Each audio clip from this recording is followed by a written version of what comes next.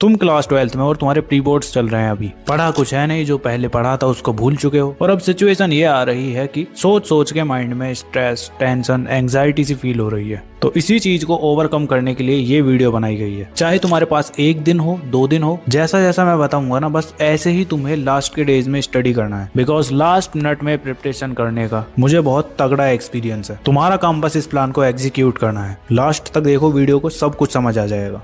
हम होंगे जिनको तुम्हें अभी अपने माइंड से निकाल देना है। उसके बाद मैं तुम्हें बताऊंगा 3 पिलर सर्वाइवल स्ट्रेटजी, जो कि तुम्हारे अब लास्ट टाइम के लिए बहुत ज्यादा हेल्पफुल रहने वाली है। उसके बाद तुम्हारा होगा 60, 45 एंड 15 मेथड। इसके हेल्प से तुम्हें अपने एक चैप्टर को कंप्लीट करना है। एंड फिर सबसे लास्ट में होगा तुम्हारा एग्जाम होल और आंसर राइटिंग हैक्स। बिकॉज तुम्हें आंसर लिखने नहीं आएंगे तो तुम कैसे अच्छे मार्क्स स्कोर करोगे। तो बस स्टार्टिंग करते हैं पहले तुम्हारी प्रॉब्लम्स से। तो फर्स्ट है, तुम्हारा अभी तक सिलेबस कंप्लीट नहीं हुआ है, इस वजह से तुम बहुत ज्यादा परेशान हो। इसके लिए टेंशन बिल्कुल भी मत लो, वो सब मैं तुम्हें अभी आगे बताऊंगा। इसके बाद सेकंड प्रॉब्लम है तुम्हारी एक्सपेक्टेशंस तुम्हारे टीचर्स की हो या फिर तुम्हारे पेरेंट्स की, क्योंकि पहले तुम अच्छे स्टूडेंट थे पर क्लास 12th में तुम्हारी सिचुएशन चेंज हो चुकी है। तो ये भी एक तरह की एक प्रॉब्लम ही है। तो ज्यादा मत सोचो इसके बारे में, अब पर फोकस करो, ठीक है। थर्ड है तुम्हारी डिस्ट्रैक्शंस, और सबसे बड़ा तुम्हारा ये फोन है। फोन के अंदर सोशल मीडिया जितने भी ऐप है उन सभी को डिलीट ही कर दो, क्योंकि लास्ट टाइम है ना। और फोर्थ है तुम्हारी no proper strategy. Because YouTube पर तुम एक वीडियो तो देखते नहीं, कभी किसी की वीडियो देख लिया, कभी किसी की, एग्जीक्यूट किसी को करते ही नहीं हो।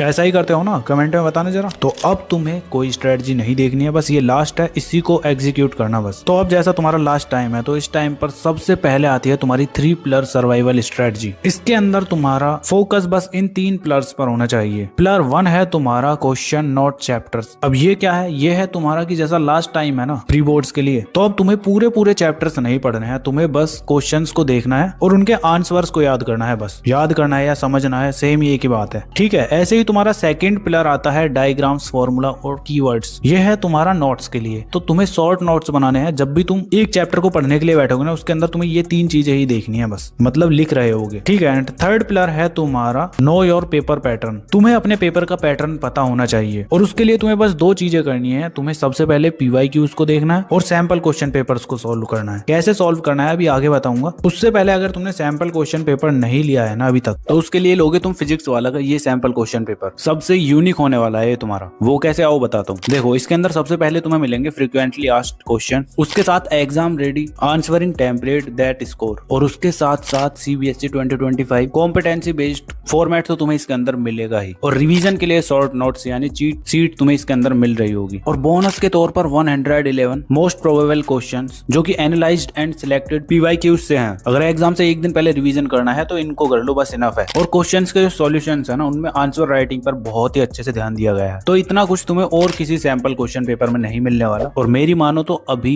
इसको परचेज कर लो, लिंक मैं डिस्क्रिप्शन में और पिंड कमेंट में दे दूंगा। और अगर तुम डायरेक्ट PW स्टोर से बाय करते हो तो मेरा ये कूपन कोड LRN150 यूज कर लेना, तुम्हें और कुछ % का डिस्काउंट मिल जाएगा। तो जाओ अभी जाके बाय कर लो, ठीक है। तो ये 3 पिलर्स थे जो तुम्हारे लास्ट टाइम पर बहुत ही ज्यादा हेल्प करा रहे होंगे। अब इसके अंदर देखो, पिलर 1 तुम्हारा सिलेबस को छोटा कर देता है, पिलर 2 तुम्हारे मार्क्स को सिक्योर करता है, और पिलर 3 तुम्हारे एग्जाम के डर को हटा देता है, क्योंकि तुम्हें पता चल चुका होता है कि कुछ इस टाइप का तुम्हारा पेपर आएगा। और ये स्पेशली उन्हीं बच्चों के लिए है स्ट्रेटजी जो वीक है, कंफ्यूज्ड है और लेट स्टार्ट किया है जिन्होंने। अब यहाँ तक तुम्हें पता चल चुका है कि ये करना है। अब तुम्हारा आता है कि एक चैप्टर को कितनी देर में और किस तरह से कंप्लीट करना है, जिससे कि सिलेबस इतना तो हो जाए कि 70 से 80% मार्क्स तुम्हारे प्री बोर्ड्स में आ जाएं। तो देखो, तुम्हारे सिलेबस में कुछ टॉपिक्स और चैप्टर्स ऐसे होते हैं जो हाई वेटेज वाले होते हैं। तो सबसे पहले तुम्हें उन्हीं को करना है। अब ये हाई वेटेज वाले टॉपिक्स तुम्हें कहाँ मिलेंगे, तो मैंने लास्ट वीडियो में फिजिक्स के लिए अपलोड किए थे, तो तुम उसको भी जाके देख सकते हो। अब जैसे ही तुम्हें इंपॉर्टेंट टॉपिक्स पता चल जाते हैं, तो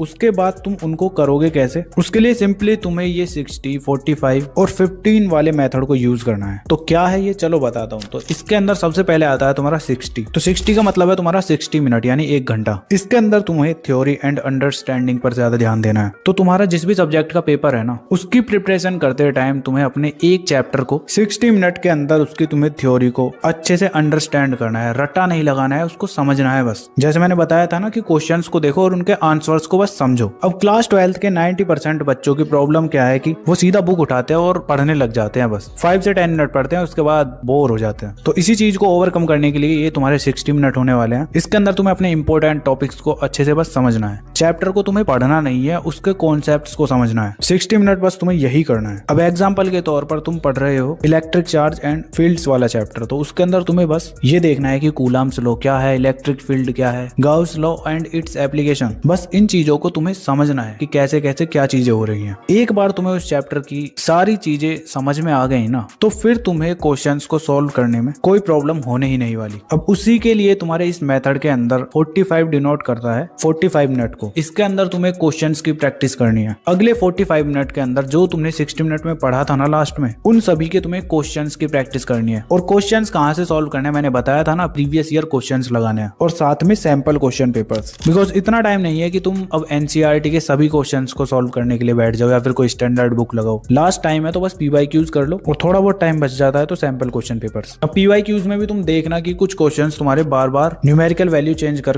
पूछे जा रहे हैं, तो जो तुम्हें ऐसे दिख रहा है ना, बार बार रिपीट हो रहे हैं, उनको तुम्हें बस देखना ही है, क्योंकि ऑलरेडी तुम्हें पता होगा कि कैसे सॉल्व करना है। बस ऐसे ही देखो ऊपर से और अपने माइंड में सोचो कि आगे क्या प्रोसेस होता है इसका, कैसे इसको सॉल्व करना होता है। 30 सेकंड के अंदर सॉल्व कर लो। अगर नहीं होता है तो फिर कॉपी पेन लेकर बैठो और करो फिर, क्योंकि इसी तरह से तुम्हारे कॉन्सेप्ट और ज्यादा पक्के होंगे। जब तुम क्वेश्चंस की प्रैक्टिस करोगे ना, तो तुम्हें समझ आ जाएगा कि हाँ, यहाँ पर वो वाला कॉन्सेप्ट यूज हो रहा है। थ्योरी वाली चीजें तुम्हारे माइंड में क्लिक होने लगेंगी। अब तुम्हें 60 का पता चल चुका है, 45 का पता चल चुका है, अब बचता है तुम्हारा 15। अब ये 15 तुम्हारा डिनोट करता है 15 मिनट को। इसके अंदर बस तुम्हें रिवीजन करना है। जितना भी तुमने पूरा चैप्टर पढ़ा है ना, उसको तुम्हें रिवीजन करना है और शॉर्ट नोट्स बनाने हैं। बस डिटेल नोट्स नहीं, शॉर्ट नोट्स। बस जैसा मैंने तुम्हें ऊपर बताया था, कीवर्ड, डायग्राम और डेफिनेशन और फॉर्मूला, बस यही चीजें लिखनी है तुम्हें, वो भी शॉर्ट में। जो कुछ भी पढ़ा है उसको 15 मिनट के अंदर रिवाइज कर दो अच्छे से। बस इतना ही करना है। ये मेथड तुम्हारे सभी सब्जेक्ट को इजीली कवर करा के दे रहा होगा। अब यहाँ तक तुम्हारी बात हो चुकी है कि तुम्हें अपने घर पे रहकर क्या करना है, कैसे प्रिपरेशन करनी है। अब आता है तुम्हारा एग्जाम हॉल और आंसर राइटिंग हैक्स। बिकॉज अगर तुम्हें यही नहीं आता ना, तो तुम्हारे मार्क्स काट लिए जाएंगे। तो उसके लिए क्या करना है, चलो बताता हूँ। तो सिंपली यार, तुम इन 4 स्टेप्स को फॉलो करोगे एक आंसर को लिखने के लिए। फर्स्ट, जब भी तुम किसी आंसर को लिख रहे हो ना, उसकी हेडिंग सबसे पहले लिखो। अब जैसे तुम्हारे मूवी का ट्रेलर होता है ना, पहले ट्रेलर को देख के पता चल जाता है कि मूवी किस बारे में है, ऐसे ही तुम्हारे आंसर्स के लिए हेडिंग्स इंपॉर्टेंट होती हैं। टीचर सबसे पहले तुम्हारी हेडिंग्स देखेगा और क्या पता उनको ही देख के वो तुम्हारे आंसर को सही भी कर दे। अंदर चाहे तुम कुछ भी बना के लिख दो। बिकॉज हेडिंग्स के फायदे ये हैं कि तुम्हारे एग्जामिनर को लगेगा कि आंसर अच्छा लिखा है, और साथ में तुम्हारी प्रेजेंटेशन स्ट्रॉन्ग लगती है उससे, और एग्जामिनर को कॉपी चेकिंग में आसानी होती है। ठीक है, तो ध्यान रखो, हेडिंग्स तुम्हारे लिए बहुत ज्यादा इंपॉर्टेंट है। जब भी किसी आंसर को लिखो, उससे पहले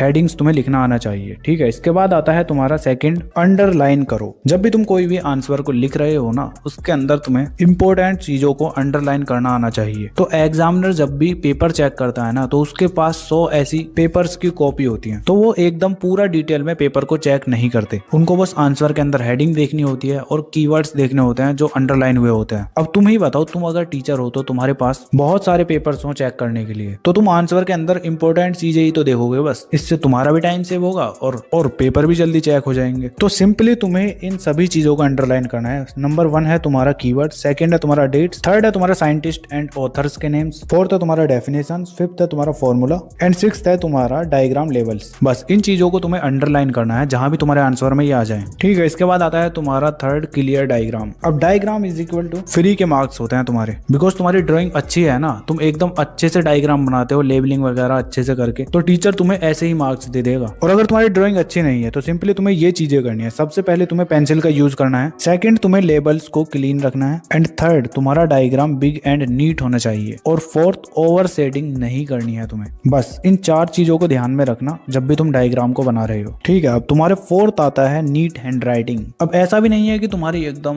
बढ़िया हैंड राइटिंग होगी तो तुम्हें मार्क्स मिल जाएंगे। नीट हैंड राइटिंग से मतलब है कि तुम्हारी कटिंग वगैरह नहीं होनी चाहिए और तुम्हारा लिखा हुआ आंसर टीचर पढ़ पाए बस। अब अगर तुम्हारी ज्यादा गंदी हैंड राइटिंग है तो तुम्हें बस ये करना है, फर्स्ट जब भी तुम आंसर को लिख रहे होगे ना, तो वर्ड्स के बीच में तुम्हारा गैप डिसेंट होना चाहिए। ऐसा भी नहीं है कि पूरा ही एकदम गैप ही दे रखा है या फिर एकदम पास में मिला रखे हैं, नॉर्मल रखना है। ठीक है, सेकंड तुम्हारा लाइन टू लाइन स्पेस होना चाहिए, थर्ड तुम्हारा मार्जिन मेंटेन होना चाहिए, फोर्थ तुम्हें स्पीड से लिखना है, बस तुम्हारा आंसर रीडेबल हो, एंड फिफ्थ ट्राई करो जिस पेन से तुम लिख रहे हो ना उसी की हैबिट डाल लो। बिकॉज एक ही पेन यूज करोगी तो तुम्हारी हैंड राइटिंग सही रहेगी। ठीक है, तो यही कुछ तुम्हारे आंसर राइटिंग हैक्स थे। वीडियो कैसा लगा कमेंट करके बता देना, एंड नेक्स्ट वीडियो किस टॉपिक पर चाहिए वो भी बता देना। तुम्हें अपनी स्क्रीन पर ये